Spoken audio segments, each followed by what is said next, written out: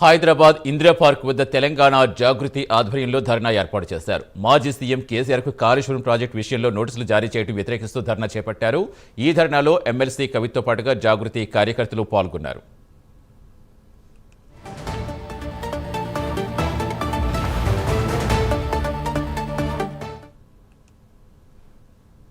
Hyderabad Indira park వద్ద తెలంగాణ జాగృతి ఆధ్వర్యంలో ధర్నా ఏర్పాటు చేస్తారు. మాజీ సీఎం కేసీఆర్ కు కాళేశ్వరం ప్రాజెక్టు విషయంలో నోటీసులు జారీ చేయడం వ్యతిరేకిస్తూ ధర్నా చేపట్టారు. పూర్తి సమాచారం ఇచ్చేందుకు మా కరెస్పాండెంట్ చందు ఇందిరా పార్క్ నుంచి లైవ్లో జాయిన్ అవుతున్నారు.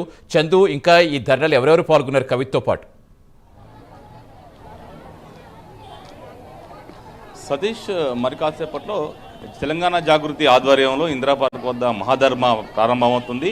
ఉదయం 10 గంటల నుంచి మధ్యాహ్నం 1 గంట వరకు ఈ మహాధర్మ నిర్వహించబోతుంది. ధర్నాకు ముఖ్య అతిథిగా తెలంగాణ జాగృతి అధ్యక్షురాలు ఎమ్మెల్సీ కవిత హాజరవుతున్నారు. దాంతోపాటు జాగృతి కార్యకర్తలు, ముఖ్య నేతలంతా కూడా హాజరవుతున్నారు. ప్రస్తుతం మనం చూడొచ్చు ఇందిరా పార్క్ వద్ద మనం ఉన్నాం. ముఖ్యంగా కేసీఆర్కు కాళేశ్వరం కమిషన్ నోటీసులు ఇవ్వడాన్ని నిరసిస్తూ కూడా ఈ యొక్క ధర్నాను జాగృతి ఆధ్వర్యంలో చేపట్టారు. ప్రస్తుతం మనం చూస్తాం తెలంగాణ జాగృతి ఆఫీసును కూడా ఇటీవలే కవిత ప్రారంభించారు. ఈ రోజు మన ప్రస్తుతం ఇందిరా పార్క్ వద్ద ఉన్నటువంటి ఫ్లెక్సీ ధర్నాకు సంబంధించినటువంటి మెయిన్ బ్యానర్ ఏదైతే ఉందో ఆ బ్యానర్లో ఒక్క తెలంగాణ తల్లి విగ్రహంతో పాటు ఇక్కడ కేసీఆర్ ఫోటో, అదేవిధంగా ప్రొఫెసర్ జయశంకర్ ఫోటో మాత్రమే ఇందులో ఏర్పాటు చేశారు. ఇందులో వేరే ఎవరి ఫోటోలు లేవు. బీఆర్ఎస్ సంబంధించినటువంటి వాళ్ళు కానీ ఎవరి ఇంకా ఫోటోలు కూడా ఇందులో కనిపించే కవిత ఫోటో కూడా ఇందులో లేదు. ఓన్లీ జాగృతి ఆధ్వర్యంలో మాత్రమే ఈ యొక్క కార్యక్రమాన్ని నిర్వహిస్తూ ఉన్నారు. ఈ కార్యక్రమానికి పెద్ద ఎత్తున ఇప్పటికే జాగృతి కార్యకర్తలంతా కూడా ఇందిరా పార్క్ వద్దకు చేరుకున్నారు. ఇటీవలే కేసీఆర్కు కాళేశ్వరం కమిషన్ నోటీసులు జారీ చేసింది.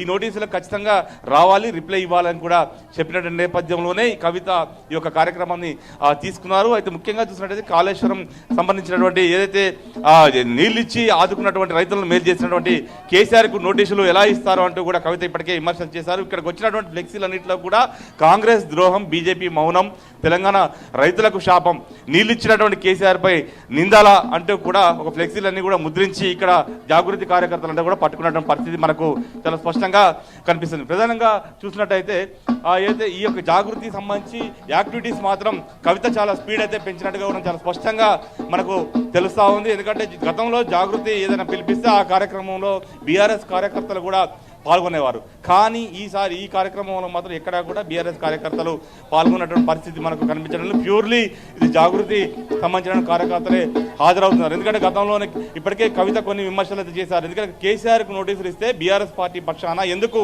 ఆందోళనకు పిలుపునివ్వలేదు, ఖచ్చితంగా పార్టీ తరఫున పోరాటం చేయాల్సి ఉంది అంటూ కూడా కేసీఆర్కు కవిత రాసిన లేఖలు కూడా పేర్కొన్నటువంటి పరిస్థితి కనిపించింది. అంటే నేరుగా ఆమె పార్టీ అధిష్టానం, అదేవిధంగా party working president KTR target గానే విమర్శలు చేశారు. ఎందుకంటే ఇంత పెద్ద కాళేశ్వరం ప్రాజెక్టు కట్టి లక్షలాది రైతులకు నీళ్లు అందించినటువంటి ఘనత కేసీఆర్కు ఉన్నటువంటి నేపథ్యంలో కేసీఆర్కు రైతుల్లో చాలా మంచి సింపతి ఉంది. ఈ క్రమంలోనే కేసీఆర్ నోటీసులు ఇస్తే పార్టీ తరఫున ఎందుకు కార్యక్రమాలు చేయరు, ఎందుకు ఆందోళన చేయరు అంటూ కూడా ఆమె విమర్శలు చేసిన నేపథ్యంలో నేరుగా ఆమె రంగంలో దిగారు. తెలంగాణ జాగృతి తరఫున ఆమె ఈరోజు ధర్నా చేపట్టి ఖచ్చితంగా కేసీఆర్ వెనకాల తాను ఉన్నాను, కేసీఆర్ తాను ఉంటాను, కేసీఆర్ కోసం ఏదైనా పోరాటం చేస్తానన్న సంకేతాలు ఇచ్చేందుకే ఆమె ఈ కార్యక్రమాన్ని తీసుకున్నట్టుగా తెలుస్తుంది. ఇదే క్రమంలో ఆమె ఇప్పటికే కాళేశ్వరం సంబంధించినటువంటి అంశంపై అటు ఆంధ్ర ప్రభుత్వాన్ని, ఇటు ముఖ్యమంత్రి రేవంత్ రెడ్డిని టార్గెట్ చేస్తూ కూడా కవిత విమర్శలు అయితే చేస్తూ వస్తున్నారు. ముఖ్యంగా కాళేశ్వరం కమిషన్ మొత్తం రేవంత్ రెడ్డి కమిషన్గా మారిపోయింది అంటూ కూడా ఆమె విమర్శలు చేస్తూ